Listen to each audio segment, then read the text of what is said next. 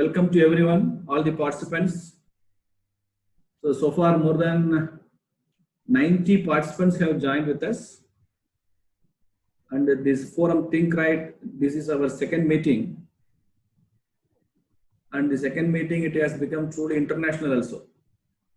Some from Gulf, some from Philippines. So they have all joined.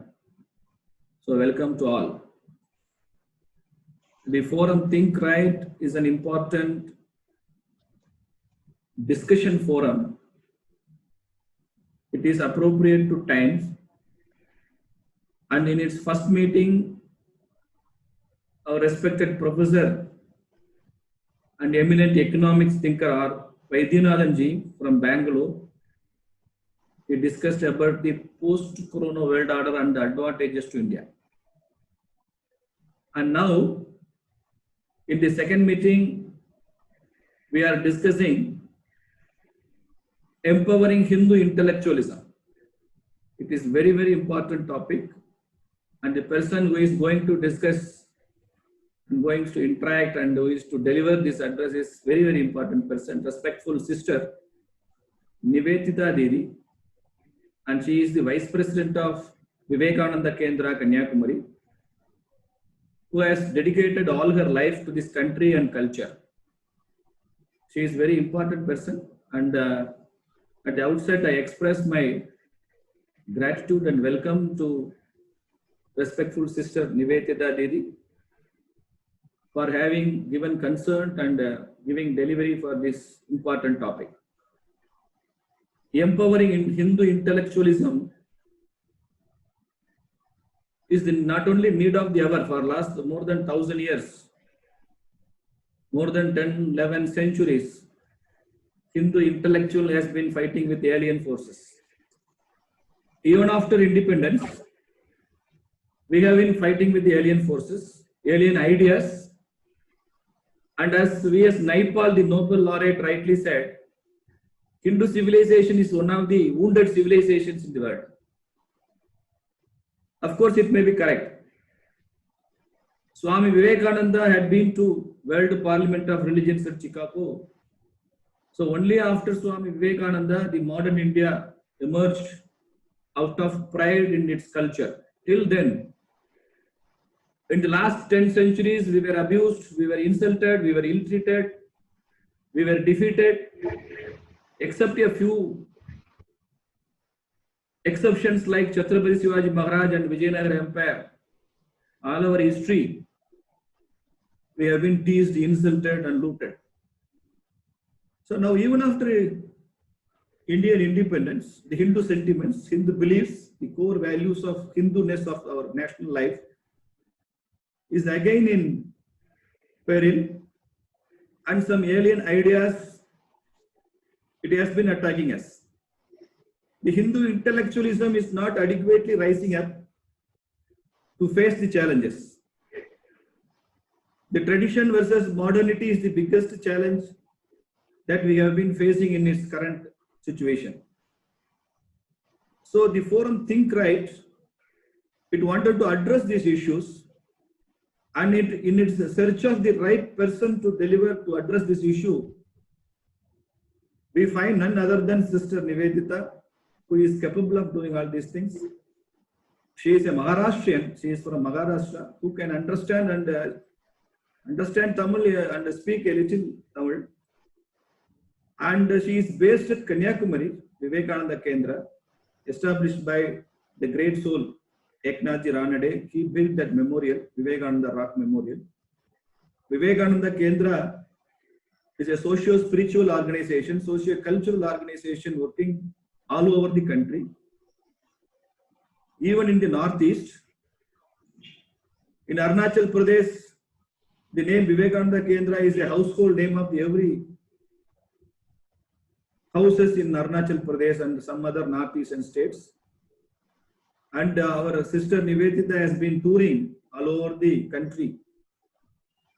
Her hectic tour, her rigorous academic work, and her intellectual pursuit. So we want to use all her knowledge about this Hindu civilization and Hindu intellectualism. So Didi, it is for you to enlighten us. You can speak to us for 45 minutes. If required, you can go beyond 45 minutes. After your talk, we will like to have a small interaction with you. Now it is over to you, Didi.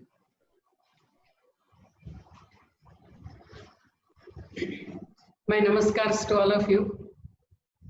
It's a very interesting topic, and therefore I am very happy to share my thoughts with you. You know, when we are talking of Hindu intellectualism, first thing that we should be convinced is its inherent strength. That is, it's not that we have to cook up something to show ourselves or to assert ourselves or to project ourselves. So first thing is it has its own inherent strength. Second thing, it has its own characteristic which others cannot define it for us. It is we who should define for ourselves. And that is where many times, you know, we in a way fail because others name us, others give a label to us, and we become part. We also somewhere own that label. As we shall see, that does not define us. So to start with, certain few ideas we will see, and then on what lines Hindu intellectualism should proceed to empower itself, because it said it has its own inherent strength. No one from outside can empower it. Secondly, the Hindu society, how it can support Hindu intellectualism. So like this, through few points, we shall see today's topic. You know, the first thing that we have to understand about Hindu intellectualism is, it is neither the left intellectualism, it is neither the right intellectualism, it is neither the centrist intellectualism. You know, the left intellectualism itself came in the context of the fanatic religions and also the capitalism. So the religions who assert that their God alone is true, what their scriptures say is true. So generally they are the right intellectuals in those countries. So suppose a party which owns Christian faith, it comes to power. There they say the right party has come to the power. In that sense, we are not right intellectuals because there are two things in that. One is the exclusive ideology. That is saying, my God alone is true and others' God are false. Hindus do not say that. So we are not right intellectuals. When we allow ourselves to call as right-wingers, right intellectuals, you know, somewhere we are creating a wrong image of ourselves.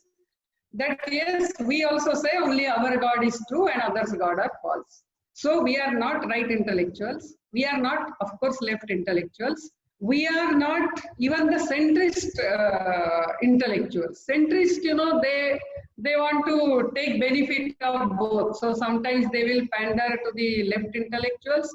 Sometimes they will pander to the right intellectuals. They want to be in power, that's all.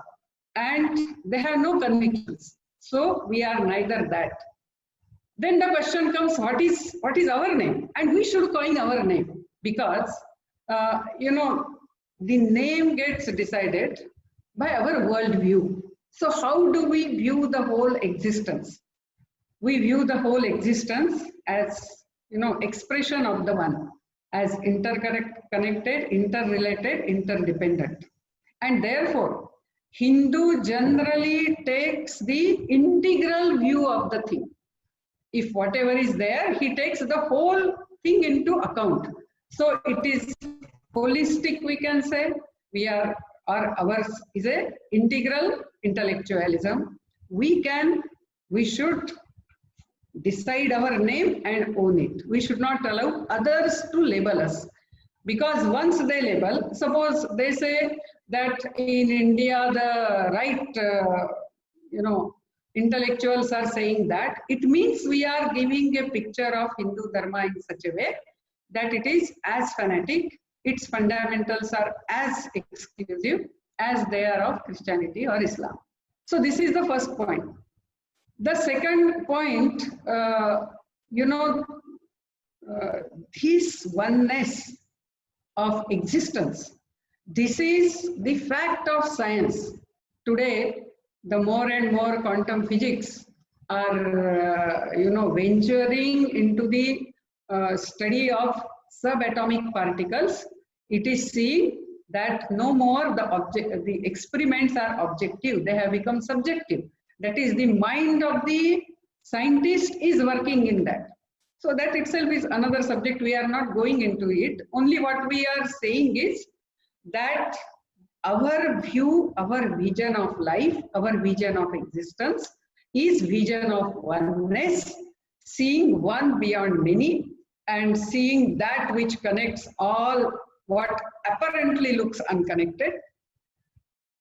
Today, ecology is also coming to the same thing. Though trees look different from us, they are necessary for our existence. The river is necessary, the small earthworms are necessary. So we are all interconnected, interrelated, interdependent. So our worldview actually is the truth of existence. It is with that conviction, it is with that commitment, our intellectualism should spring from it.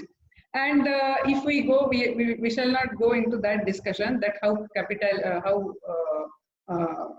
this Marxism has failed and how capitalism also is failing. And the world is already in search of a third way, a way which takes into account ecology, which takes into account the truth of science, which takes into account the meaningfulness of human life, which takes into account the relationship, because more and more in quantum physics they are studying, they find the subatomic particle is not as important as its relations with the other things.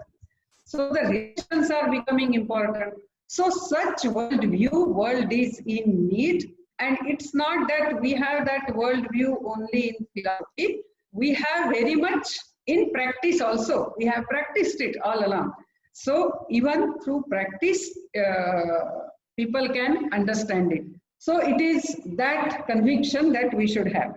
Once we have that conviction, then Hindu intellectualism, it should not be either defensive or it should not be offensive.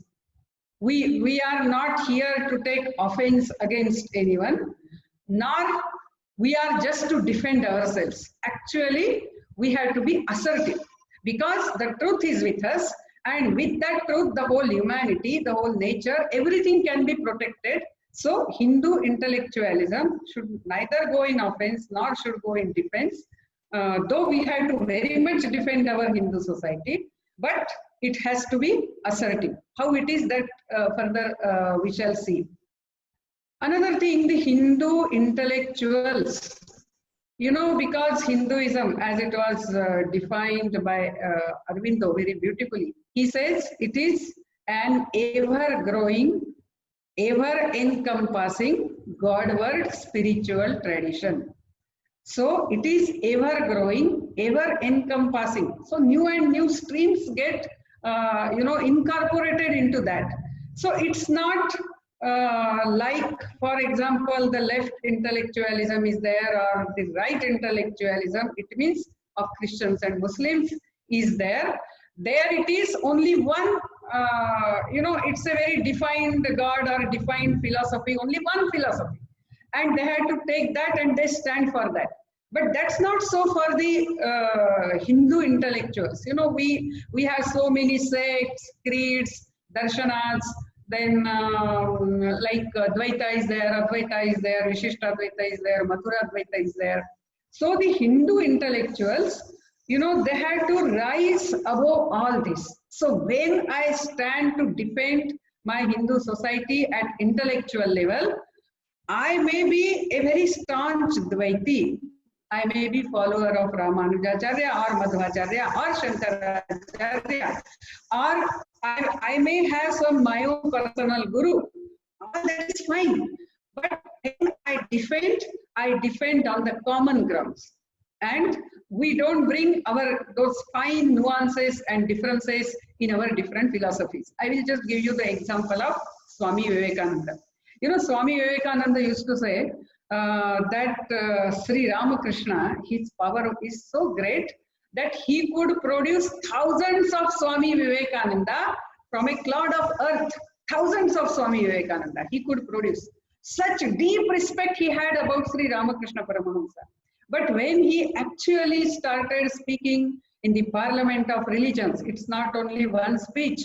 Almost every day he was speaking from 11 September to 27 September. But no day he took the name of Sri Ramakrishna.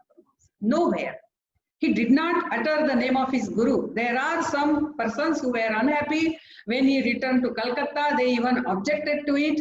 And then Swami Vivekananda said, when I stood there to represent Hindu Dharma, I was representing the whole Hindu society. And whatever I spoke is what Sri Ramakrishna Paramahamsa has realized by his spiritual sadhana. So I have spoken his realization. But if I would have taken name, then I would have become the spokesperson of Sri Ramakrishna Paramahamsa and not of Hindu society. So it is this one temptation that each one of us, we will have to keep aside, and we should not start fighting, you know, with our schools of thoughts among ourselves, because this point should be very clear that we are here to face the Hindu onslaught on Hindu society. And Swami Vivekananda did that. Even his paper on Hinduism in Parliament of Religion, about which we shall see slightly later.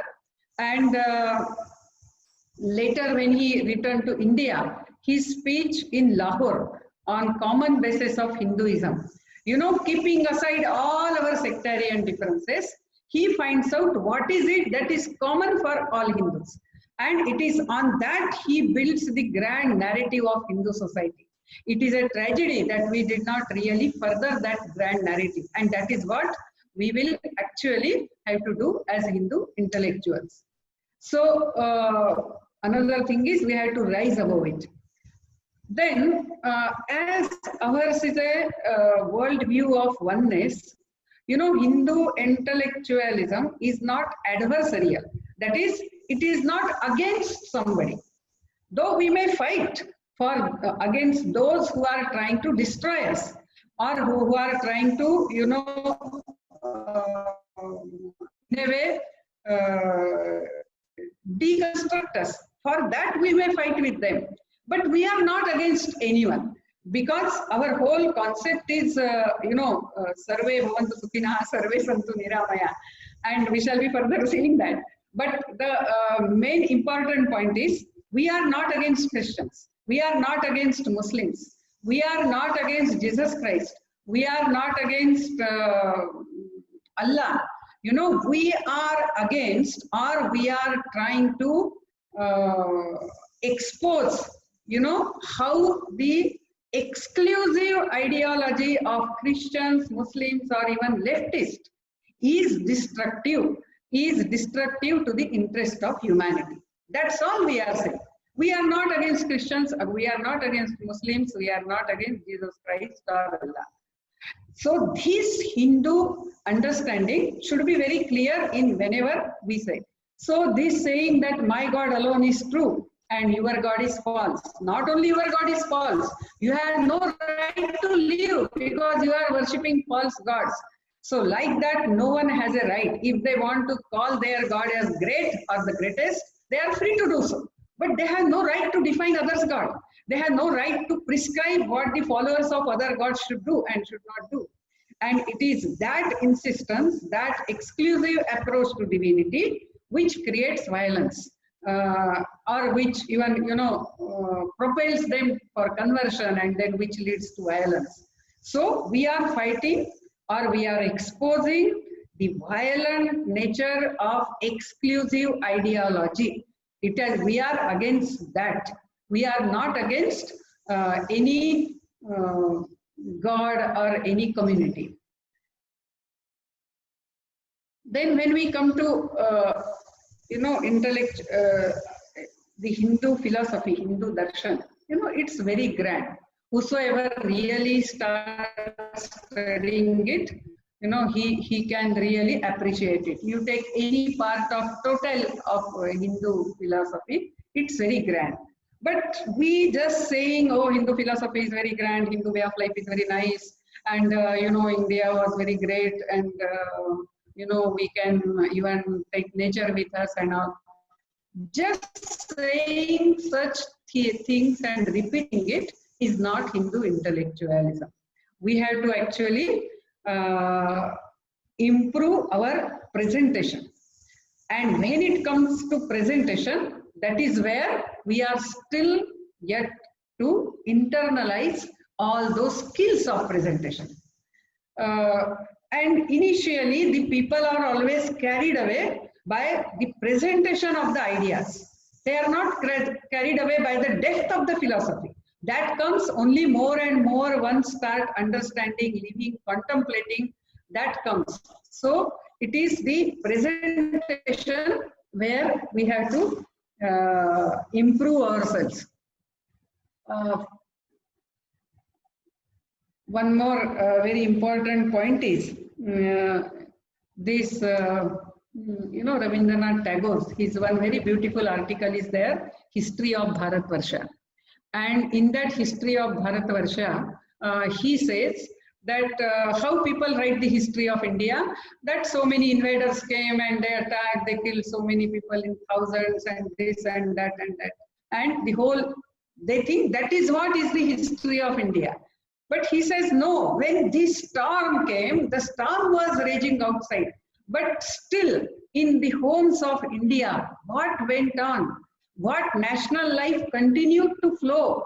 It is understanding that national life is actually the history of India. And it is that history of India that we have to present. And he says that in spite of all these invasions, in spite of all these storms which came in the national life of India, the Indians, they went on, in their pursuit of search of infinite, or that one which expresses as many, that one which can be worshipped as many, that one which helps us to love even the animals, even the trees, even the nature. So it is that which really defines the history of India. It is that India that we also have to understand. And many of you must have listened to Rajiv Malhotra. Rajiv Malhotra's is that book, Battle for Sanskrit. And his some speeches also. He says the Western academia, what they are trying to do is they remove this sacred aspect from Indian literature, Indian language, Indian culture. That is, we see divine everywhere. They remove that, and then they say that Ramayana is atrocity literature. That's how they are defining our literature, they are defining our philosophy. And if we allow this to go on as it is, what will happen? We somewhere, all these people of India who have continued this search of infinite, this expression of the divine in life, in personal life, in family life, in social life, it is that we will deprive them from this. And that is why we have to protect our culture from these targeted academicians. Sometimes people ask, why do you worry? What, because there was one that Jafri Kripal, he wrote thesis. He went to Belur Math. He stayed in Ramakrishna Mission. We are all very trusting people. So the monks there did not suspect anything. They gave him very good welcome. They made all arrangements for him. He stayed with them and he interviewed them and all that. Then what all songs we sing for Ramakrishna and what is its English translation? Everything the monks helped him. He came with all that material and then he wrote, you know, such a nasty article. He said Sri Ramakrishna Paramahamsa was homosexual. Now, how does he come to that conclusion? Because there is a bhajan where, you know, in Hindi, those who understand Hindi can understand it. Ki Bhagwan mujhe aapki god mein sharan de. That is, please give me refuge in your lap. That is a song. Okay. This is written by some devotee. So he says, this is what he writes. Now, why should we worry? People may say, okay, he is fool. His, you know, eyesight is polluted. So he has written. But we know what Sri Ramakrishna is. But it is not like that. That is what they will write about Mahishasur. That is what they will start writing about Durga. And first, it's only a thesis. Then all other academicians there, they take up that thesis. Then he is invited, you know, in seminars and all. Then the other academicians, they write articles on that. And slowly a narrative is built up. And then it becomes, you know, part of public discourse. Then it becomes part of educational curriculum. And then our Indian scholars who go to study, you know, in foreign universities, they pick it up and they bring it here. And then we are surprised if in JNU there are posters talking very bad about Durga Devi. Or they promote someone and he says Mahishasur is our ideal. And we are shocked. But the mischief has started there. And because we did not bother what is happening there, slowly they have built up the narrative and they have built up so much literature on that, that anyone who wants to know what is the truth, he will know only such literature. Therefore, when we talk of Hindu intellectualism, you know, we have to think of three things. One is the generation of material. We have to generate quality material, researched material, which is, you know, presented very well. So, generation of material, then its presentation in different forums, and third is its propagation. On these three lines, we have to work. Now, when we say generation of material, in generation of material, there are two things. You know, one is at fact level, that is deliberately wrong facts are again and again and again and told, and a wrong narrative or wrong discourse is created.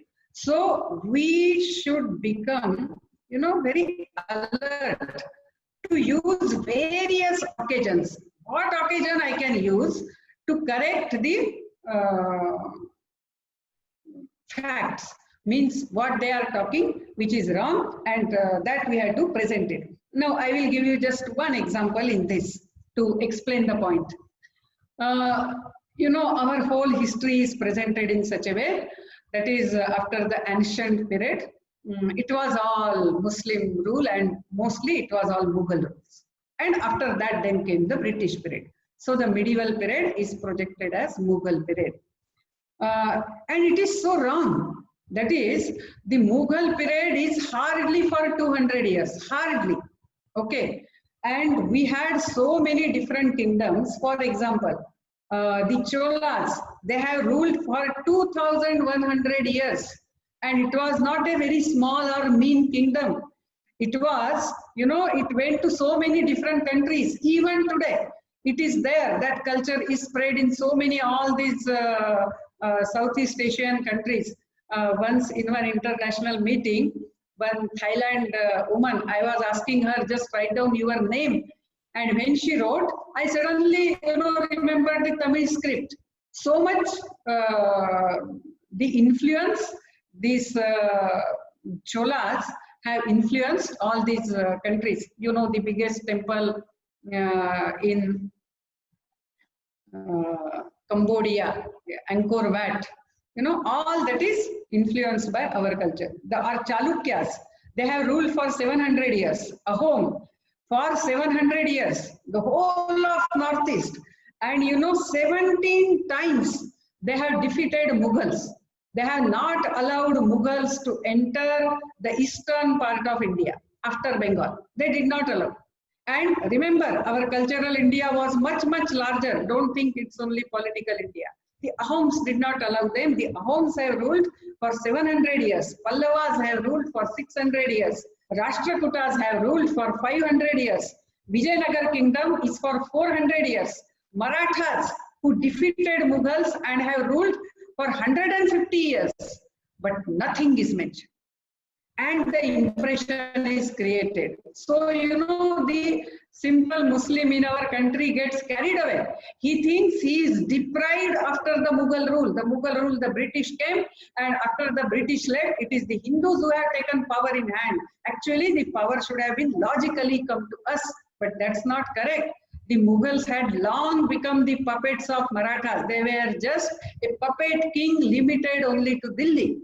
The power was transferred from Marathas to the British. Now, so this, you know, and actually I was calculating, even Mughal rule is not 200 years.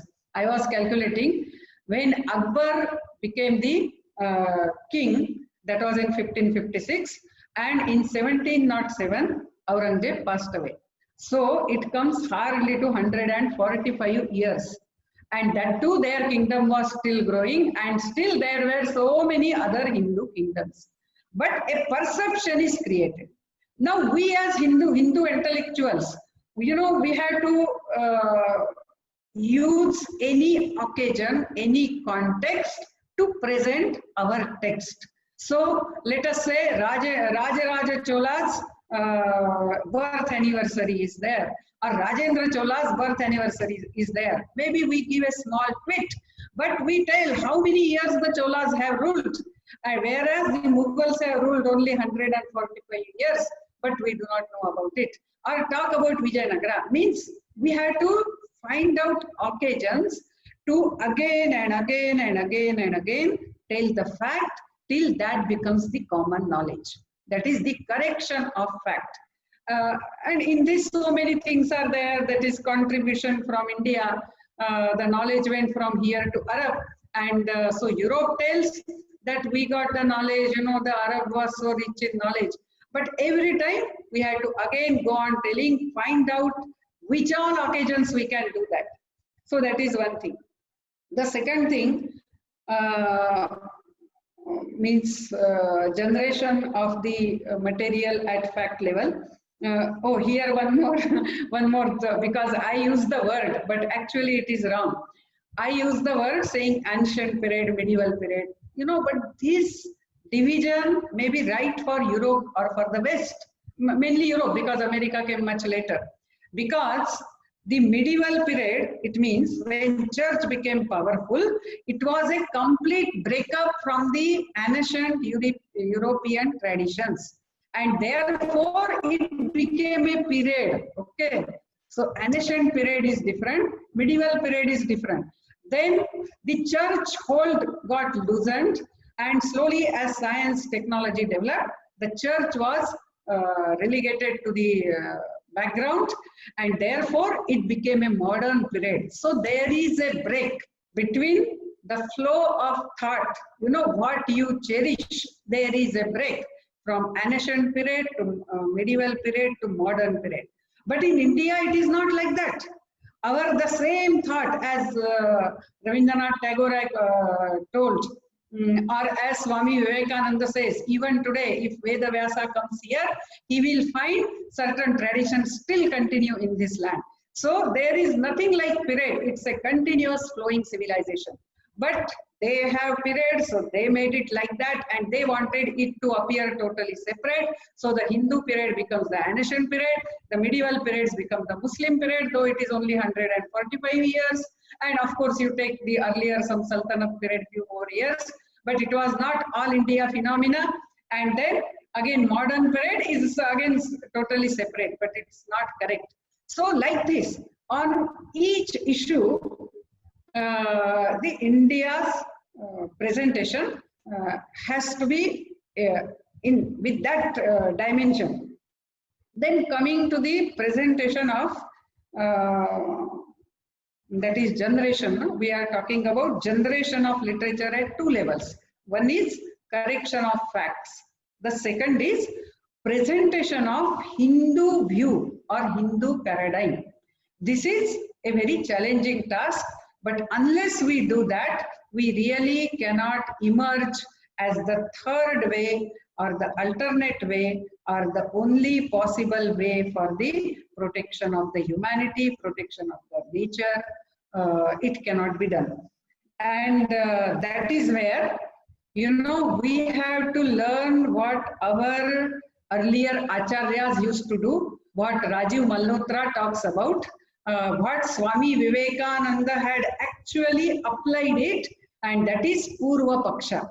Purva Paksha means with whomsoever I am, you know, fighting intellectually, we have to understand what are their paradigms, what are their thought process, and our matrix of thought, and then take on it. If we don't do that, if I keep on only telling what I am, it will not do. We will have to do the Purva Paksha, that is understanding their thought process, their paradigm, putting it 1, 2, 3, 4, and then one by one we have to expose it, or we have to show its limitations. So Swami Vivekananda did that at Chicago, only because, you know, he was talking in their own area and he was talking about Hinduism. He has not talked in the words as Purva Paksha, but he had done a complete analysis of Purva Paksha. What is it? You know, as you know, the whole Parliament of Religion was organized to to establish the greatness of Christianity. And therefore, what Swami Vivekananda did, he took up one by one their thoughts, and while talking about Hindu Dharma, that is his paper on Hinduism, not the first day lecture I am talking. His paper on Hinduism is completely demolishing the paradigms of Christianity. For example, I will just tell you 4 or 5 points. You know, and he is representing the whole Hindu society, not any sect. So he says the Hindus believe they are born in Ishvara, they live in Ishvara, and they merge in Ishvara. That is, Ishvara is everywhere. You know, Christianity says God is in the heaven. God is not in the nature, and therefore the nature can be exploited. But here, this is what he said. I am not going into detail, but if you read paper on Hinduism, you can see why after listening to Swami Vivekananda, the missionaries in America and missionaries in India got worried and they took a very defaming campaign against Swami Vivekananda. Then second thing, you know, he says for us, nature is without beginning and without end. That is how he talks. Means somewhere this is also divine. That is what he wants to say. But because he is representing all the sects, he is very careful in his presentation. The third, he says, the time is cyclic. It is not that it started one day and it ended another day. The time is cyclic. And as we know, it is now being proved by the science. Then there is no death for body. No death for human being. The body may die, but the human being continues to live because he is Atman. We know in Christianity, when a person dies, we say he left his ghost, and his main identity is his body. So it is preserved till the Christ comes again. That body is preserved, because then all these dead bodies will rise, and then they will enjoy 1,000 years with Jesus Christ. That is what is the millennium rule. So all that philosophy, Swamiji is not talking about it, but the way he explains it, he is totally demolishing this. And then he comes, he says, the most distinguishing, the most characteristic principle of Hindu Dharma is, we say the soul is not, or a human being is not a sinner, but he is potentially divine. And you know, that whole thing is, and it is this thought of Swamiji which touched many, which inspired many. Then whether it is educational philosophy, whether it is judiciary, you know, they started working on these lines, that basically human being is not a sinner, he is not bad, but he has, you know, all goodness in him, he is potentially divine. And Swami Vivekananda said, to call you the children of immortality as a sinner, that is the greatest sin. You know, the whole Christian theology stands on this, that man is basically sinner, and this original sin, two sins, there are two sins. One is the very fact I have taken birth is original sin, and second is by my actions. So by my actions, I go, I confess, I donate to church, and I get rid of those sins. But the original sin can go only if I believe that Jesus is the only true God. So it is on that they do their conversion. And Swami Vivekananda, you know, he frustrated, that is, he demolished this. Then he says another point, that dharma, that is religion. He uses the word there, religion, when he is talking. He says religion is in being and becoming. It is not in believing. I believe in Jesus Christ, but if my actions are not proper, then it means very little. You are not practicing religion. So religion is in being and becoming. So it has to be in practice. So one after other, the way Swami Vivekananda presented it, and of course his later other lectures also, he had done the Purva Paksha completely. What are the basic ideas of Christianity with which they try to do conversion, and it is those ideas that he took upon. So when we are also, you know, presenting Hindu intellectualism, we also have to, you know, present it from our viewpoint. It's not, now we are not talking about the facts, we are talking about the paradigm. I will just tell you some 3-4 points in this. For example, you know, the law or the development of law in West, it is, you know, contractual. That is, there is a contract between individual and the state, and that is how the whole law has developed there. But whereas in India, our law is, you know, relation based. So all our customary laws, I am not talking about our constitution as such, I am talking each community has its own customary law. When in Arunachal Pradesh, we are working with different communities, and when they present their customary laws, you know, a deviant or a criminal is not punished and destroyed.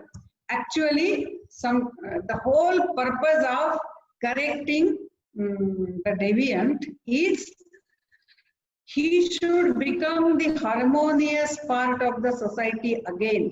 So many times there is not even punishment. There is maybe some fine is there, or both the parties will come and have meals together, or both will go together in some puja and they will attend the puja. It's very fascinating how each community had its own customary law. It is not to destroy a person, but it is to correct him, it is to bring him, and it is again to own him back. So that's how our law is relation based. Those of you who are interested, Guru Murthy ji has done tremendous work into this, you know, legal anthropology as he calls it, and that paper, that course he did in IIT Bombay, and he is also doing in Shastra University. So this is what is presenting the paradigm. Then there is, you know, again the definition of tradition and modernity. You know, somewhere in our eagerness to say that I am modern, we are actually owning a wrong paradigm. You know, tradition always self-renews itself to become relevant in change context or in changing times. And that is what every tradition has to do. That is what Hindu tradition has done all along. But in our eagerness to say I am modern, actually most of the countries, for them definition of modernity is westernization. What is modernity? Is westernization. I was attending one meeting in UNESCO, and in that there were so many delegates from different countries. I used to be in Sari. So 1, 2, 3 women delegates from Cambodia, from China, from Thailand, and from Philippines. They asked me a question that don't you wear the modern dress? Then I asked, what is the modern dress? Then they said, what we are wearing. I told, what you are wearing is the Western dress. Tell me what is modern dress. Then they got little confused. Then I told them, look here, I am also wearing modern dress. My mother used to wear 9-yard sari, but we have made some small changes in it, and I am wearing this sari. Now, in real sense, modernization is self-renewal. But really, if we start seeing the, the nuances, or I will say the odor of modernity, then modernity actually today means I don't care for any tradition. That's what today modernity has come to mean. I don't revere anything. I have no reverence for parents. I have no reverence for my tradition, for my gods, for my teachers, for the elders in the society, for the neighbors, elders in the neighbor. If somebody says, hey, why you are doing like that, we will tell, who are you to tell me? Even my mother doesn't tell. Whereas actually, as being part of society, even society has right to correct us. But it is irreverence, no reverence, no respect for anything. That is what today it has come to mean modernity. I am modern means I don't care about other things. So we should not fall into that trap of modern, into that trap to call ourselves modern. We have to tell we are always relevant in changing times. And this self-renewal, Hindu society knows very well. Hindu society can always adapt and adapt to changes by keeping its inner core intact, and it is that what we have to do. Another example of paradigm, it is gender issue. Whenever the question of gender issue comes, it is always adversarial, that is men against women. But it is not that. We have not looked at it like that. Actually, we say whether it is man or woman, each one of us, we have our duties to perform, because I am part of the family, the society, nation, and the whole creation. So my contribution to maintain the harmony in family, in society, nation, and the whole creation, I have to perform certain duties, and that is my dharma. So each one, whether it is man or woman, we both are bound for that. It is not only a woman is bound or man is, it's not like that. In one meeting, there was a discussion. It was in Hindi, so I will just tell you the Hindi word that was used. They said whether Hindu Sanskriti is Purush Pradhan or Stri Pradhan. That is whether it is patriarchal or matriarchal. It is Purush Pradhan, that is giving, that is the man has all the right or the woman has. Then I gave one example. Our Srinivasanji also knows that example. He quotes it many times. Say there is one couple. He is going to one house to visit. And in that house, very poor family, somebody is sick, so they are going to meet that sick person. When they reach the house, that person is of course bedridden, he is on the bed, and there is only one chair. Now, husband and wife has gone. So who will sit on the chair? Naturally, the husband will sit on the chair. Then afterwards, both again, husband and wife, they come back, their visit is over. They enter the bus, and in the bus, there is only one seat. Now who will sit in the bus? The woman will sit in the bus and not the man. So it is not man or woman. Actually, our Sanskriti is neither Purush Pradhan, not Stri Pradhan, it is Dharma Pradhan. So as per the situation, whether a woman is supreme in that situation or she is to be respected or a man is to be respected gets decided. There are certain areas of household or certain areas of even the education of children. You know, only a woman in the house, she decides. Whatever she says, the husband has to listen. There are certain things which the husband decides. But it is all actually the part of oneness. You know, in oneness, there is no question of equality. Who is, we don't talk of equality. In oneness, always the talk is of concern for each other. So, the gender issue also, we have to approach from that point of view. So like this, it is our paradigm that we have to use. One more point I will tell. You know, as I told you, we are not against anyone. Hindu intellectualism is not against anyone because we believe in oneness of the existence. And this is how we present the Hindu view even to Christians and Muslims. That look here, the oneness is the truth of existence. And if you exclude somebody, that is, if you say God is only this God is true and God by this name or that form cannot be true, if you are talking like that, it means your mind has internalized this habit of excluding, and that will not stop only by excluding Hindus from Christians or Hindu gods from Jesus. It will not stop there. That habit of excluding will come within the religion. So a Protestant, he excludes the Catholic. Once I was in Ranchi, there was one father there from Germany, and he was working there since 50 years. When I met him, he was already 75 years old, and this is many years before. So when I was talking to him, I told him, you people convert because you use greed, you use, you tempt the people, you falsify. Then he said, no, I don't do like that. So look here, daughter, because I was very young to him in those days. So he said, look here, Beti, in Hindi we were talking. So he said, look here, I get lot of happiness by praying to Jesus. Should I not share that happiness to others? I told, very much you should share. But then tell me, then why do you go and convert the Catholics? Because he was Protestant.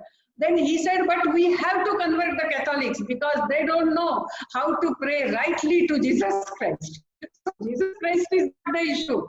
The exclusive approach is the issue. What I pray is correct. My way is correct. Your way is wrong. This is what you have internalized excluding it. And therefore, there are fights among the denominations, there is internal conversion. You know, the maximum Muslims are killed within the Muslim society. Whether it is Ahmadiyyas, whether it is Shias, they kill each other. So, all these fanatic, means the exclusive ideology religions, they are imploding from within. In that, the Christianity, they then excluded the God itself, so they got irreligious, they got uprooted, and therefore the disintegration of the family, of the community started. And in Muslim society, they are imploding from within. So that is what we have to tell. What we are telling is in the interest of you. And actually, the Muslims and Christians of our country have got a very great role to play because they are born in Hindu tradition, they are born in Hindu culture, they are acquainted with the Hindu culture. So it is only they who can work among the Christians and Muslims of the world to remove this exclusive approach to divinity. It is that exclusive ideology alone is a problem. Once that is gone, you know, we have no problem with, as I told you, with Christians or Muslims or with Jesus and Allah. So even if, and we know in our country there are such Christians and Muslims, if they understand this, that Hindu intellectualism is neither religious, is neither about God, it is about divinity. It is spiritual, and therefore everyone has a place in that. Only you cannot have exclusive approach. If they understand that, then even they become the part and spokesperson of Hindu intellectualism. Even they have a place, but they have to accept this oneness of the existence, and in that each view has its own role to play. That's fine. But if you start converting, if you start asserting only you alone are true, that's what creates the violence. Now coming to the Hindu intellectuals, you know, Hindu intellectualism is not paying in the sense, you know, you don't get a name, you don't get position, you don't get foreign tours. If you start talking little bit the language of leftist intellectuals or of Christian intellectuals, you know, immediately you are invited, you know, you get, I have met many such persons who say that my promotion was held up only because I was identifying with Hindu intellectual. I was owning my Hindu identity. So this is what is there. There will not be position. Therefore, only those can really promote Hindu intellectualism who are committed to protect the Hindu society against this invading, this destructive, this deconstructive thoughts. Only those can be Hindu intellectuals who have conviction in truth, that yes, this is the truth of existence and we are working in the interest of the humanity, and therefore who have concern for the humanity. So commitment to protect the Hindu society, conviction in truth, and concern for the whole humanity. If all these three are there, then really we shall be ready to sacrifice many position or whatever it is.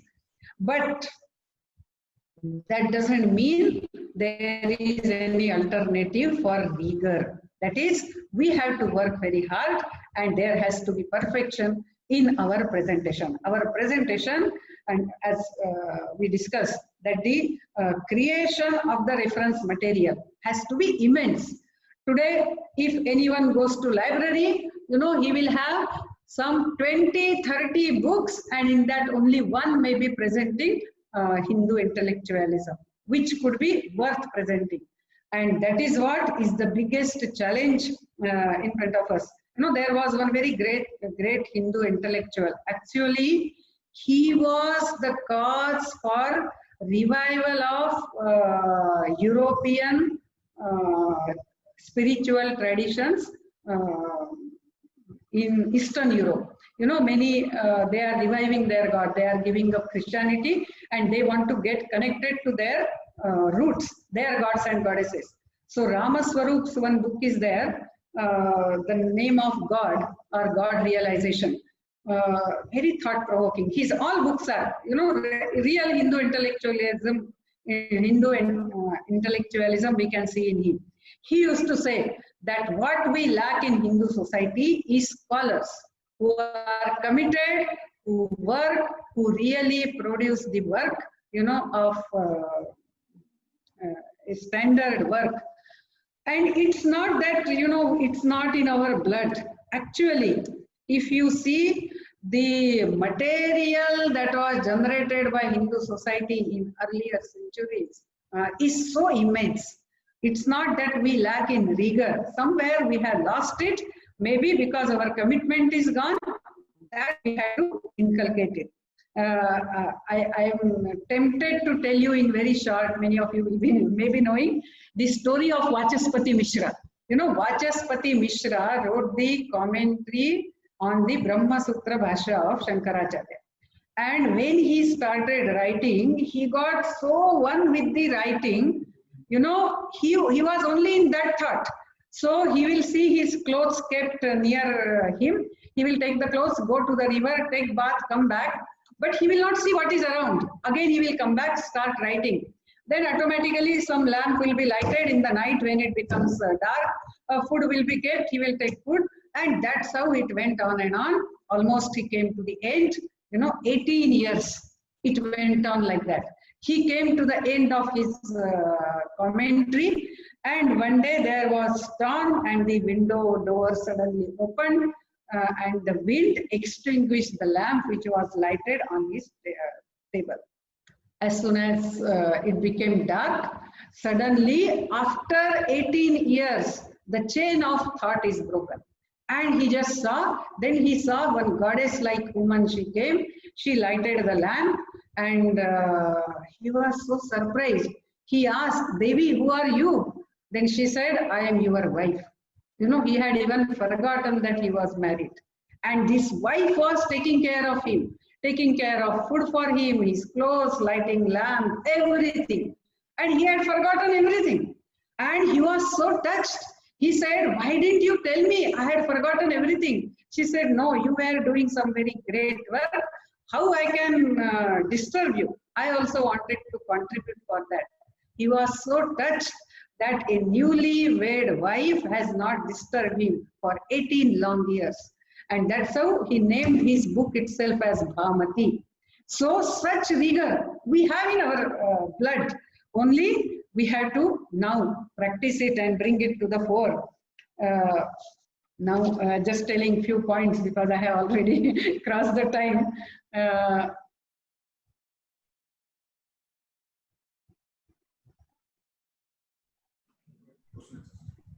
I will just go to the next point. You know, all these different intellectualisms, whether left, whether right, whether centrist or whatever, you know, they may be adversaries in different countries where they are, you know, facing each other. But when it comes to the context of Hindu society, they all become one. So they are very well linked with each other. They support each other. They promote each other against the Hindu society. So this is where another very important point comes. If we really want to empower our Hindu intellectualism, you know, we need to interlink with each other. We need to draw on each other's strength. And we can draw on each other's strength only if we know how to acknowledge each other. Many times, if the jealousy works, yes, why should I acknowledge so and so when I am saying this? Actually, we have to link with each other, we have to promote. If some incident happens, we have to create very fast a narrative. Someone does some research. We have such scholars at present in our country. They write something, you know, immediately we have to promote him, we have to own him, we have to put it in our own language and again present, but acknowledging him. And that is how we start establishing various intellectuals. So this interlinking, this strengthening each other is possible only if there are two things. Of course, our commitment, concern, and that is there. Another two things is we are not jealous if somebody is getting acknowledged more. And second thing is that we respect these smaller differences in our views. We should not start arguing with each other. That is what defeats us. Many times I see on tweet and many other things, the Hindu intellectuals start fighting with each other. Actually, it is the tradition of Hindu intellectualism, or it is the Hindu tradition, that we know how to live with differing views. This is what we have done all along. That's why Hinduism is an ever-growing, encompassing, Godward spiritual tradition. That is how it has emerged like that. Because we know to give space to each view. And that's what we have to, again, internalize it, inculcate it. And Hindu society, for percolation and propagation, that is the third point. One is generation of material, then presentation. We have to do the best presentations, scholarly presentations. And third is percolation. That is where even Hindu society has to promote and nurture such talents in our society. You know, this is our experience because Vivekananda Kendra is having certain such intellectual projects. In Northeast we have, then of course VIF you all know, and few such in Bhubaneswar we have started. If we go for donation, you know, for schools, we do get. If we go for donations to feed the poor, now for this corona affected, we get the donations. People come on their own and ask, shall we support you? But when we go, to ask for donation to support the scholars, because the scholar has to give his full-time life for it. There are people, they say, they don't, because it is not considered as service. So this is where the Hindu society has to reorient itself. The self-defense is also service. Asserting our thoughts and protecting the humanity is the greatest service. So we have to start supporting this Hindu intellectualism. The other intellectualisms, they have media with them, they have academia with them, they have educational curriculum with them. That is all in their hands, and that is not in the hands of Hindu intellectuals for propagation. But there are two things in our hands still, fortunately. And one is the homes and our houses, and second is the social media. So in our home also, we must build up intellectual traditions. We do pujas, we chant stotras, but we must also have the practices in our Hindu families that we discuss the things at intellectual levels, the challenges or the responses to that. In my house, my father was like that, whatever good you have read, and it will be discussed from different way while taking food. Sometimes all our hands will be dry, plates will be dry, if some very interesting topic is there. And we were 10 of us total, including grandmother and all. But all will sit together the night food. So such tradition has to be developed in house. So even today when I go home, actually we will, all my family members, they decide what all topics we will be discussing. So that traditions we have to build up in our homes. And second is social media. Now in social media, we are active, but there are certain few points it would be good if we keep in mind. We should not be abusive in social media. By being abusive, we don't achieve anything. But we should be educated. So if somebody is writing something wrong, we have to tell what the truth is. And in a very good language. I will tell you, I am reading at present, Hindu Dharma by Chandrasekharendra Saraswati. I had read it earlier, I am reading it again. It is Daivattin Kural's some selected lectures article. It's a totally different traditional view. Many things we may not even accept. But the way he talks, the way he presents, and the depth of his knowledge. He is never against anyone. He never criticizes anyone. How balanced and how measured his words are, we have to learn it. Swami Vivekananda was like that.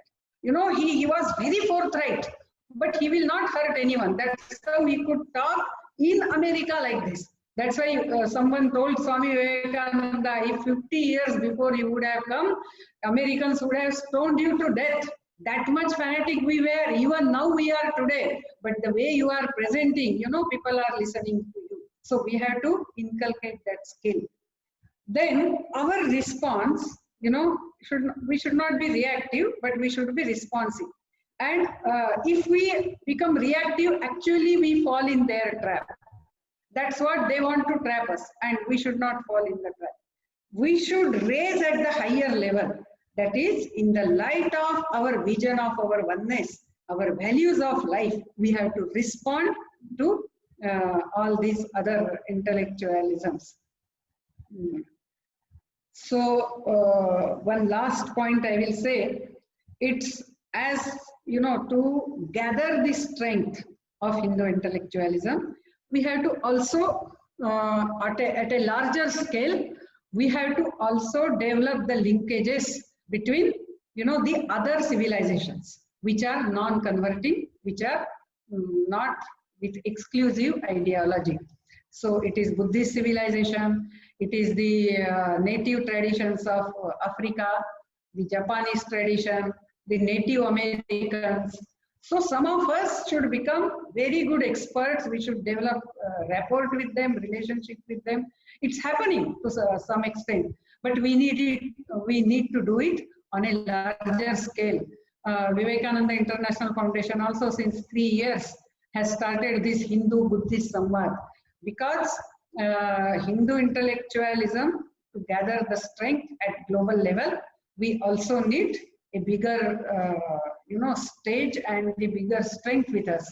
And that is why these linkages the world over with the non-converting religions, which share the dharmic traditions, which accept the differing views, have their own place to stay. So with such traditions, if we start linking, then our strength enhances. So with this, I conclude by quoting Swamiji's one quotation. He says the great things can be achieved only by great sacrifices. So how much are we ready really to devote ourselves for this rigor, for this creating such narrative, literature, discourse? On that will depend the strength of Hindu intellectualism. Thank you so much. Thank you, Didi. Thank you. Your lecture was very much thought-provoking. It is excellent, awesome. Now, shall we interact with our participants, Didi? So, our participants who wants to interact with Didi, you could raise your hands, and I will come to you. Kindly be brief with your questions. It should not be a lecture because of the time constraint. Kindly be brief, and I will come to you.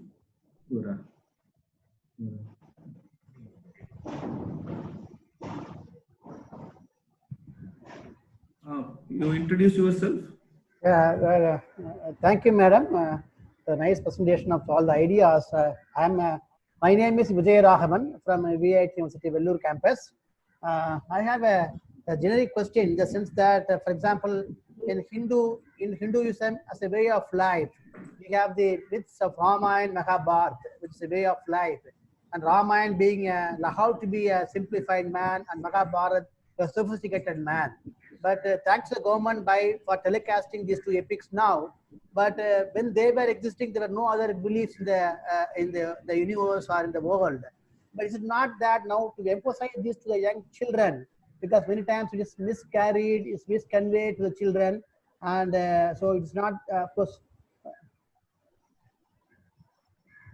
Yeah. So the Ramayana Mahabharata, we finally touched upon that point toward the end, that we all sit together. Even I used to listen to my grandmother for Ramayana. But this is that the way of life is also very important. That really takes care about other things. So would you like to add something on that? You touched upon that, but how to go? Professor Srinivasan was there now, I think. So how to take it to the children? Now, many young mothers might not really know, not that I'm blaming them or anything, but they have not had the opportunity to learn the right way. So would you like to? Yeah, you are very right. Ramayana and Mahabharata are very important because they give our worldview, they give how, the relation should be, how in critical situation, how dharma gets defined. In ideal situation, we see it is in Ramayana, and in difficult situation. All that is true, but this is what we have to do within the country, what you are asking. But what I want to point out as Hindu, in the context of Hindu intellectualism, there is a very sustained effort going on to destroy the efficacy of Ramayana and Mahabharata on the minds of Indians. So the Ramayana is being presented as atrocity literature. It means, the Rama killed Rakshasas and you adore Rama, and that is how you inculcate this idea of killing of Muslims. So the killing of Muslim takes place in India because of Ramayana. So Ramayana promotes disharmony. That is how the whole way Ramayana is presented. Now, as I told you, that it starts someone formulating that theory in some university of America or some other European country. But it doesn't stop there. The narratives are built upon that. Discourses are built upon that. And slowly, you know, it becomes the part of public discourse, even in India.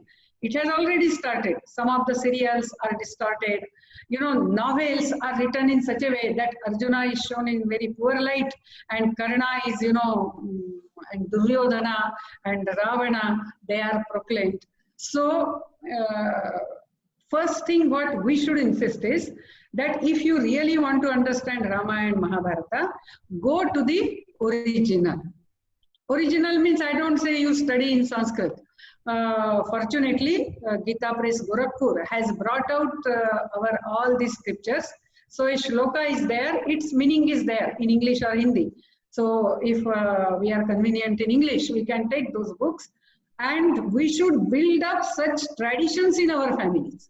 That is, let us say Ram Navami is coming. So for 1 month before Ram Navami, we start reading original Ramayana in our family, or even it could be Kamba Ramayana.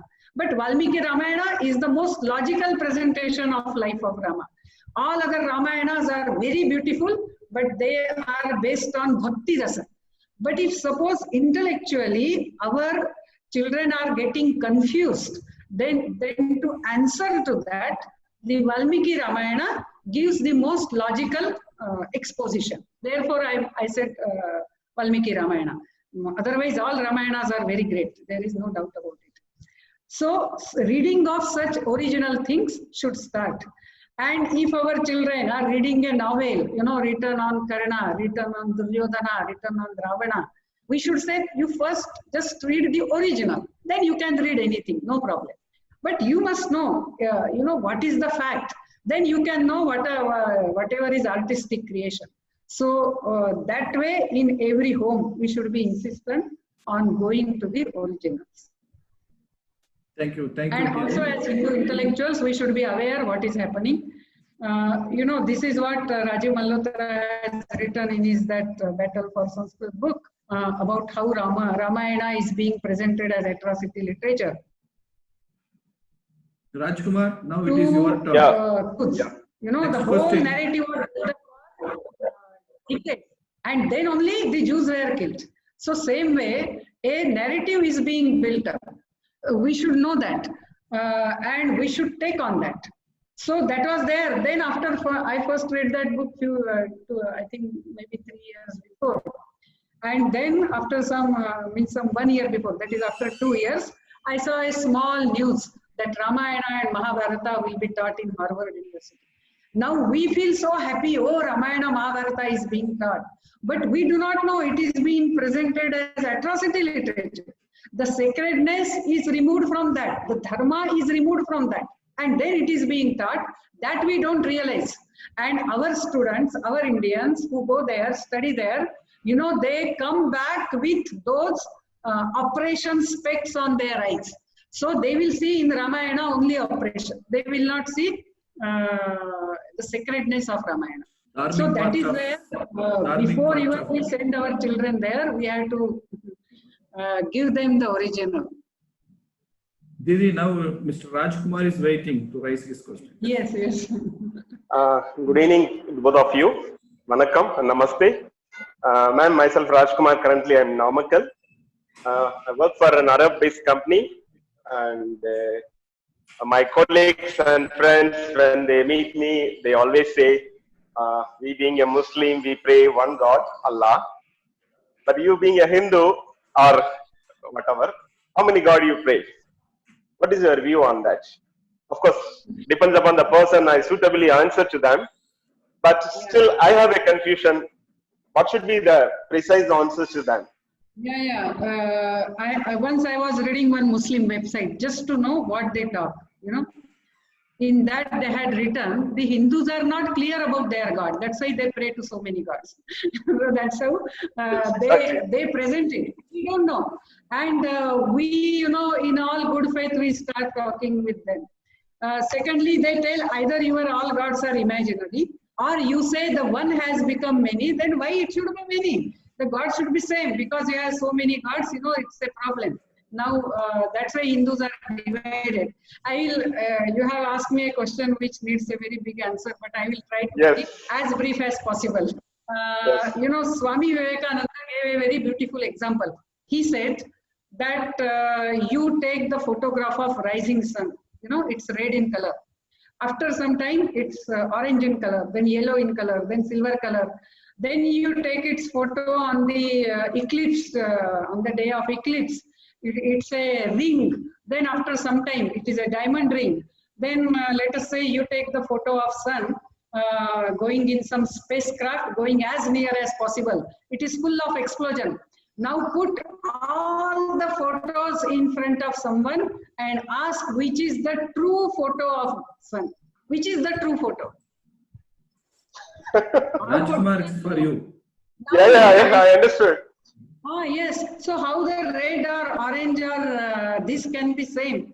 So actually, we all of us, you know, the divinity is everywhere from our own mental makeup, mental attitude. As the sun was seen from different distance, different angle, so it looked differently. So we are approaching the divinity there, and that time it appears separate to me. It appears Ganapati, Devi, Shiva, because I am brought up in that tradition. So I also envisage that divinity like that. But more and more I go spiritually and I realize Shiva. I realize that Shiva is only appearing as different to everyone. Therefore, though in our tradition it might have been told, you know, you hold on only to Shiva, Vishnu is not required, or Vishnu is the greatest God, all other gods came from that. But we don't tell other gods are false. And when you practice, when you advance in your spiritual practice, you realize it is the same reality which is worshipped by all. So it is not one God which unites the people. It is the understanding, common understanding or the true understanding of God which unites the people. So we have how many gods and goddesses, but no one goes and tells my Ane Donni is correct and your Singh Bonga is right, or my Bathau is correct. I am deliberately taking names which many of us we don't know, or my Bathau is correct and your Chudale Madan is wrong, or Seki Amman is wrong. We don't talk like that because our understanding of God is common, that God is everywhere and he appears differently. The one God does not unite the people. We know Muslims are not united. We know Christians are not united. So Hindus have the understanding of God, and that's why though we have so many gods and goddesses, we are all united. Thank you, ma'am. Convert others. Some say, Thank you very much. some say it is only one God, and we say it is only God. Yeah, Swami. Swami Dayananda They say Maharaj, only one God, all others false. There is only God. So and nature is Rajkumar, God. Didi, if you permit me, I want to say one thing to Rajkumar. Yes. In other Yes. theologies, they say the world is the creation of God. It means the creation and creator are different. But the Hindu theology, the Hindu philosophy, we believe the world is the manifestation of God. It is like the dance and the dancer. In other theologies, it is like the paintings and the painter. So the dance and dancer cannot be separated, but paintings and painting can be separated. So this is how we differ from others, I think. The next question. Thank you, Professor. Who? Next. Meenakshi. Namaste, madam. Namaste. Namaste. Namaste. Madam, is the word God, does it truly belongs to Bharat or India? Is that word God is right, or how should we, call upon? I find it something alien. The word is not true to our dharma. Can you give any other word for the, God? Is it truly Indian? 100% agree with you that God word is not ours and God has its own connotations. You know, there is one book of John Kirst. The name of the book is The Battle Between God and Gods. So God, G is capital, and God's G is small letter. So the God with G is the only true God, and the gods with small letter G, they are all false gods. Actually, that is how they present. So God is generally the biblical God. But Okay. for whatever reason, because we are talking in English and slowly, the Hindus have given a better meaning to God. So when I agree with you, actually I had written one more point. You know, there is one Frank Morales. You must have read it. There is one article, Word as Weapons. If you put it in internet also, you will get. So he says, the words are coined as weapons, you know, to beat others or to destroy others. And we should not adopt the words of others. We should coin our own words. So I agree with you. That's why in between you must have noticed I use the word Ishvara also. Yes. But Yes. Ishvara, Bhagwan, again, if we go into the sectarian interpretations, it can create problems for us. Tamil word is actually very good. The whole country should adopt it. That is Kadavul. You know, it gives beautiful meaning. That is Kadanda Irkar, Ullathile Irkar. You know, the both special characteristics of Ishvara comes in that one word. So we should popularize such words slowly. Even other language people should popularize this word. We should start owning, but if we start too much adamant, no, the nature of our Hindu society is still, because if I say Ishvara, then they will say, oh, you are Shaivite. If I say Bhagwan, then they will say, no, no, we don't. So it can happen. But as I told you, we have to take a common view when we stood for Hindu society. Any other question? Didi, can you accept questions in Tamil also? Yes, if I don't understand, then you can tell. But I will understand. Sometimes if it is not... if some participants, if they want to raise questions in Tamil, you can ask. Mr. Sampath, Mr. Sampath. Yes. Madam, you have given a wonderful lecture. First, I thank you, you and Professor Srinivasan. I want to know the origin and the meaning of the word Hindu. The many people challenge the word Hindu was not found in Vedic period or even in epic period, Ramayana, Mahabharata, even in Tamil Bhakti literature. And the devotees, all were Nayanmars. They were Saivite and Vaishnavite, but there is no Hindu. This challenge is put by many people, especially the anti-Hindu attitude political parties raise such issues, specifically the Dravidian parties. Yeah. I want the definition and the origin of the word Hindu. No, Hindu word is not in our literature, Vedic literature. Hindu is not in Ramayana, Mahabharata, because that is not how we called ourselves. Because our vision was vision of oneness, we saw the whole world as ours. So we did not call ourselves separate thing. You know, this Chandrasekharendra Saraswati gives a very beautiful example. He says, I was in a mutt. You know, he joined at the age of 13, you know, he was made Shankaracharya. And then someone came and told him, Ramu wants to meet you. So when Ramu wants to meet you, he asked which Ramu? Because in his village, there were two Ramaswamy, maybe Raman, whatever it is. So he said, which Ramu? The short one or the tall Ramu? Then the person in that mutt, he told, why you are saying which Ramu? There is only one Ramu in our mutt. So when there was only Sanatana Dharma, we had not named ourselves anything. If at all we were Vedic, you know, our Dharma, sometimes we call it Sanatana. In Bhagavad Gita itself, it is called as Shashwat Dharma or Amrita Dharma. So, or Manav Dharma. So, Siddhim Vindati Manavaha. Because we were all over the world, we consider whole humanity as ours.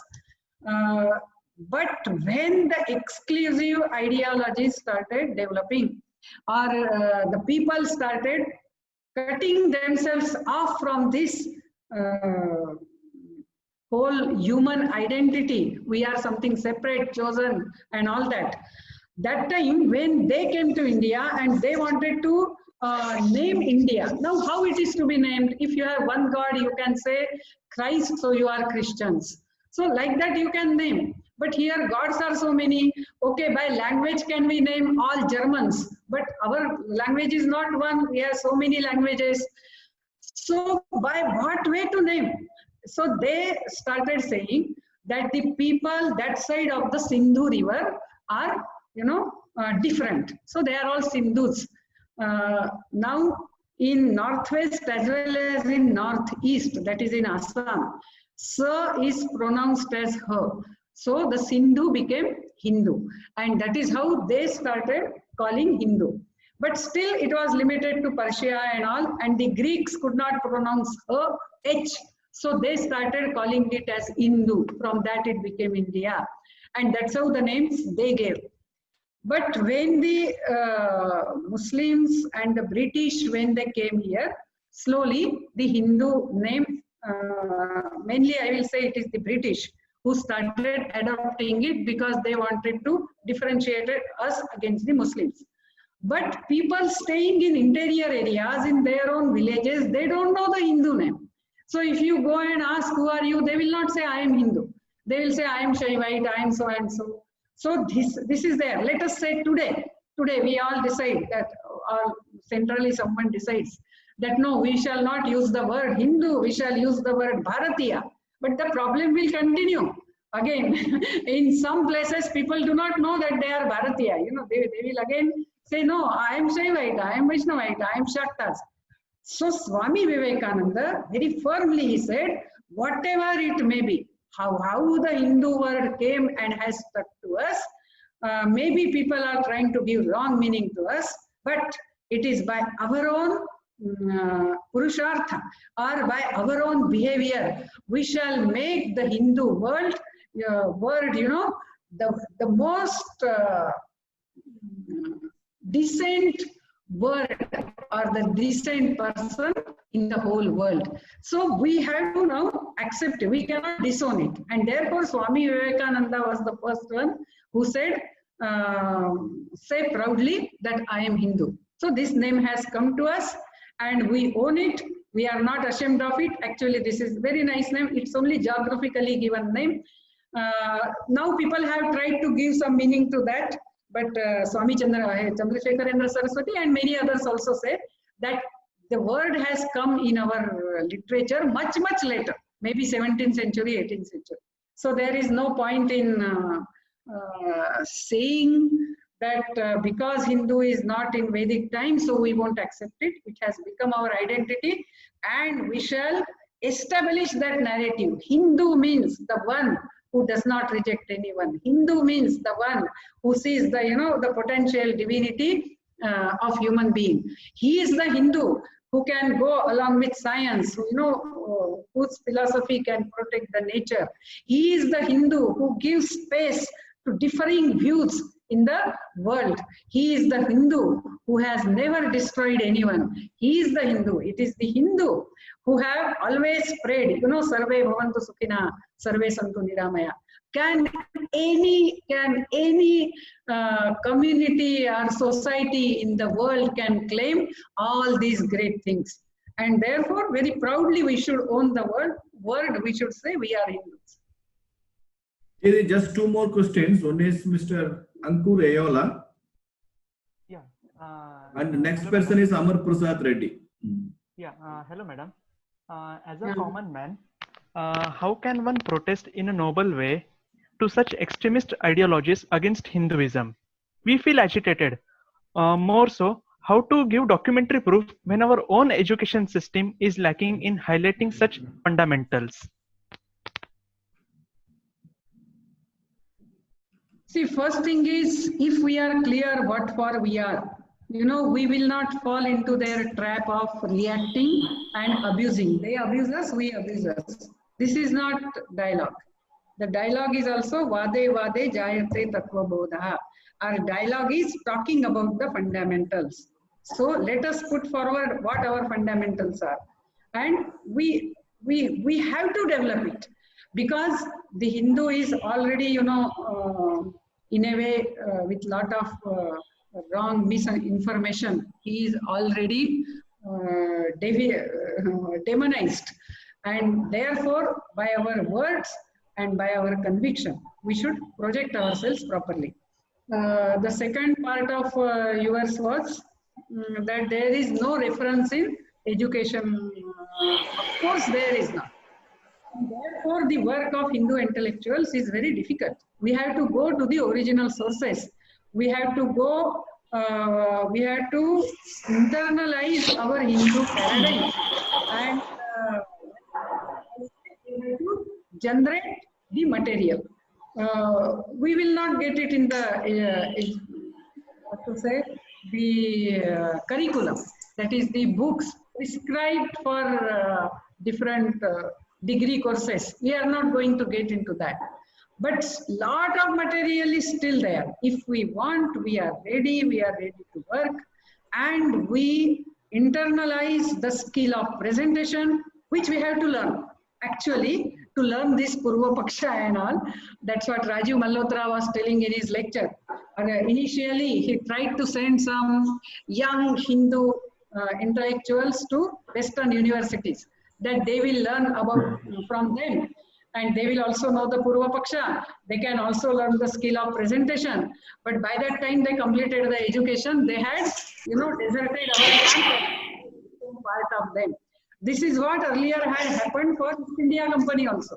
That is, East India Company, whosoever the British used to come to rule over us, they used to tell them, you go and have discourse with the Brahmins, you go in the schools of these Hindus and dialogue with them.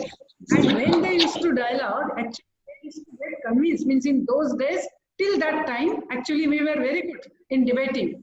And they used to get convinced. They used to get even converted to Hinduism. After that, the church banned any dialogue with the Brahmins in India or in any school or colleges, means run by the Indians of those days in India. They banned it. And East India Company then started the Indology departments in different universities in the West, first in Europe. And first they will send their persons there and get the specs to look at India, and only then they will be brought here only to learn language and how to, you know, make one caste fight against other caste. Only such things when they were taught here. So some such things we may also have to do, like that Rajiv Malhotra was telling. But that is an institutionalized response. But what I am telling is, if we are committed, even today, there is lot of difference.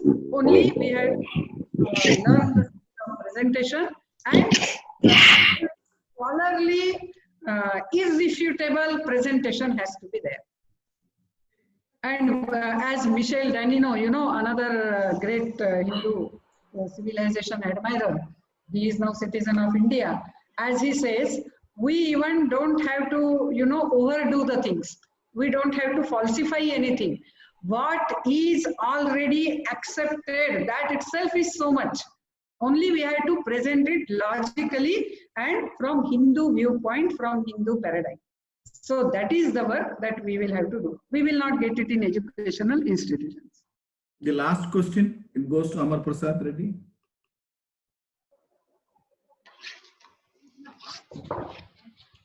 Namaste, madam. I am Amar Prasad Reddy from Chennai.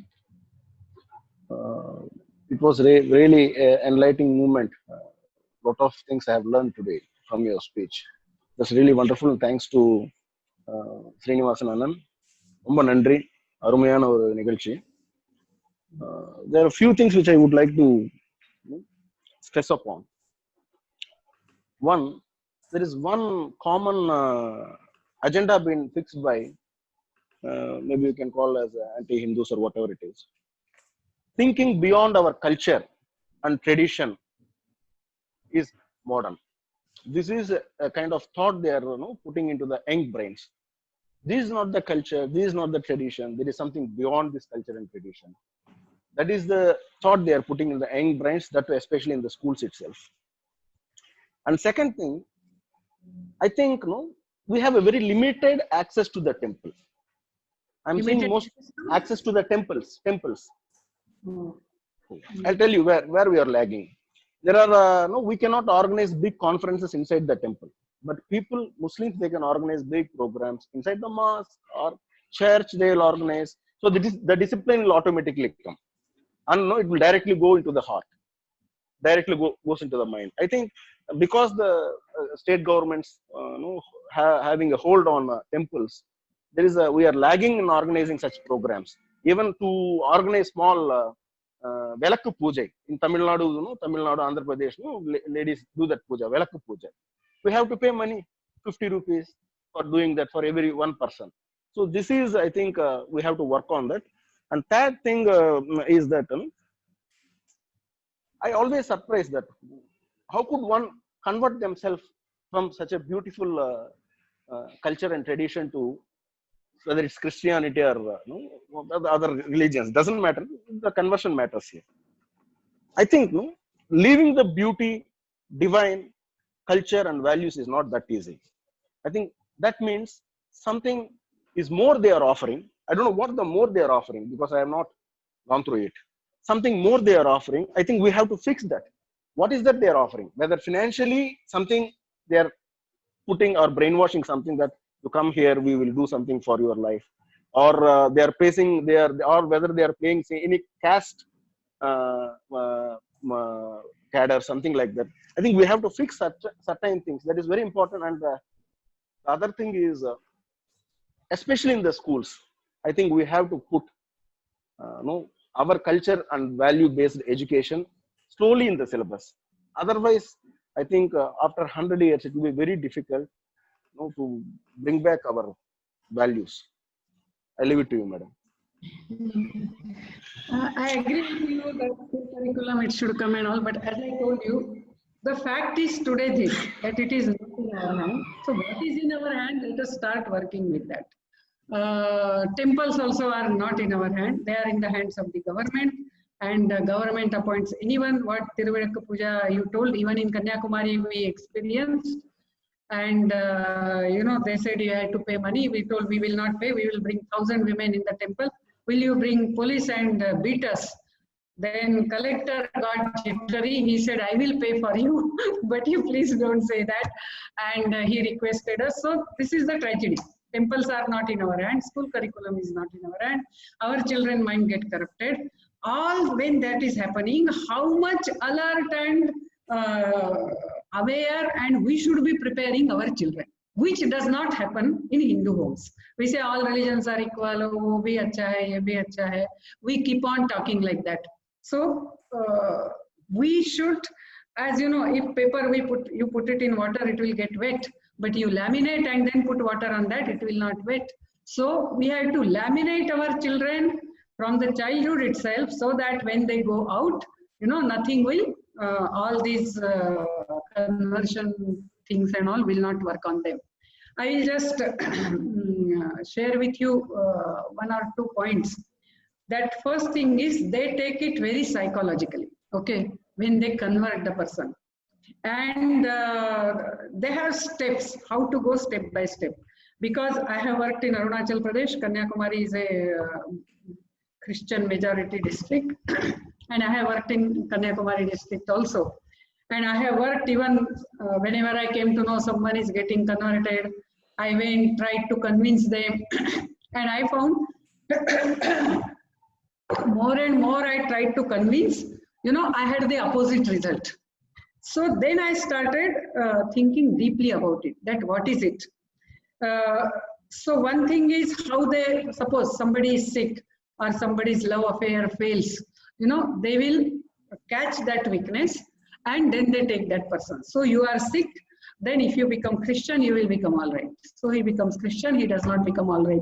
No, because your family members are not all right, therefore you have not become, they are not Christian, so you are not becoming all right.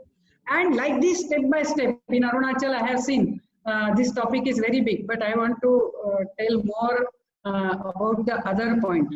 When somebody is getting converted and you try to convert, you try to tell him that see ours is such a beautiful tradition and all that, and in Christianity this is the history of Christianity is like that. They don't listen.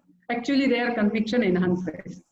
So when I started searching the reason for that, there I came upon one book.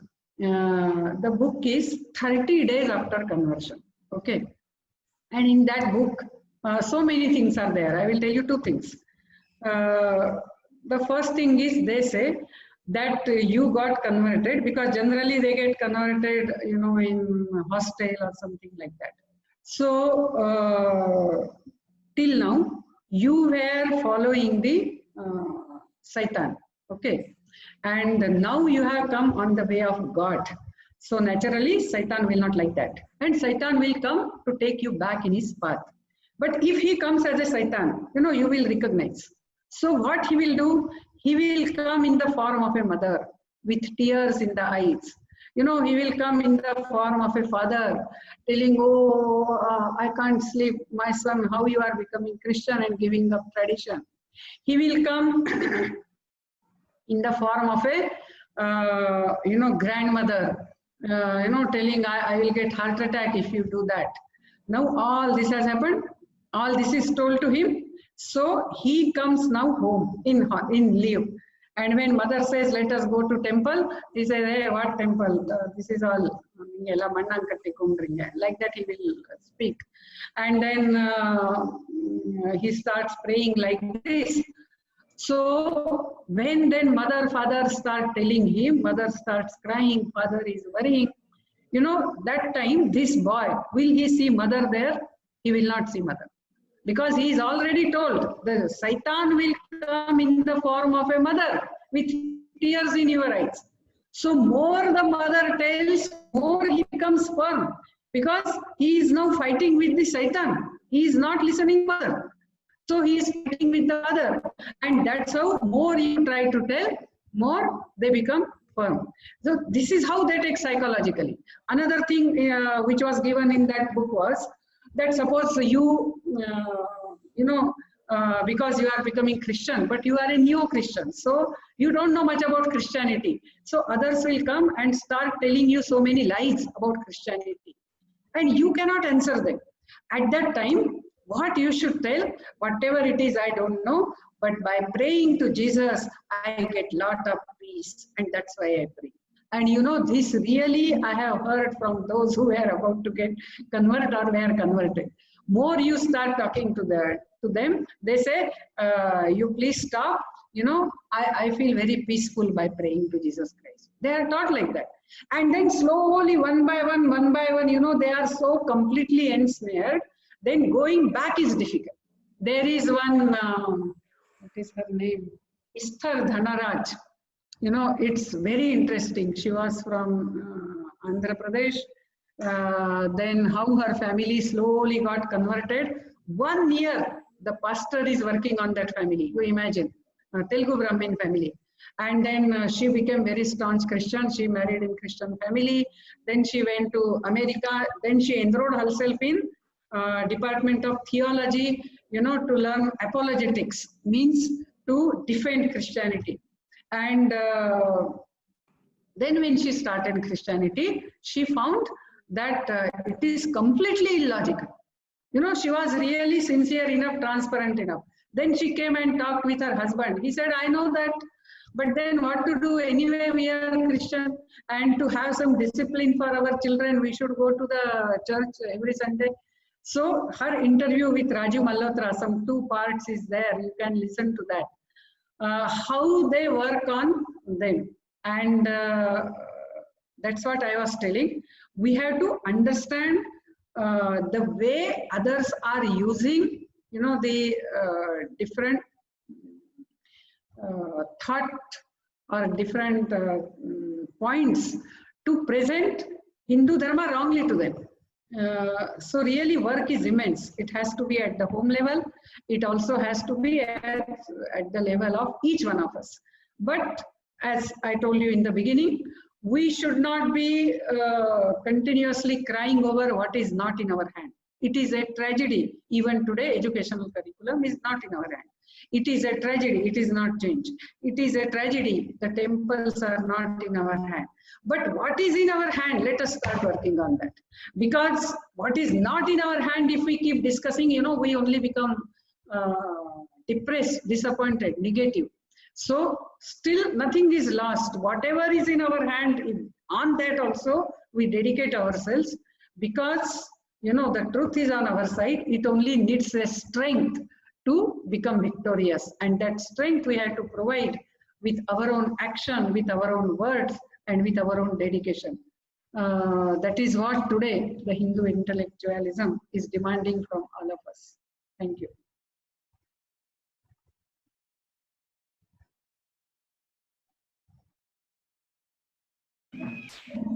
Didi, thank you, Didi.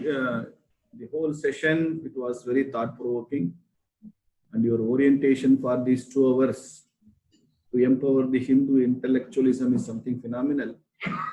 If we could take some basic lessons from your orientation, that would be in a big way helpful to the Hindu society in coming years. So due to time constraint, we close the session. Almost 2 hours we have discussed the topic, the empowerment of the Hindu intellectualism. Now I request Dr. Gokul, who is the joint coordinator of this forum, Think Right, to briefly give his vote of thanks. And after his vote of thanks, all our participants, we can meet in next session of this Think Right session. Now over to Gokul. Good evening all. At the outset, we express our sincere thanks to Sister Nivedita for accepting our invite and address the session. We thank you, Madam, for shedding light on principles such as integral intellectualism, assertive intellectualism, generating and presenting quality research, and perspective on Indian history. We thank all the guests, all the esteemed participants from the bottom of our heart for allocating your valuable time. Thank you all.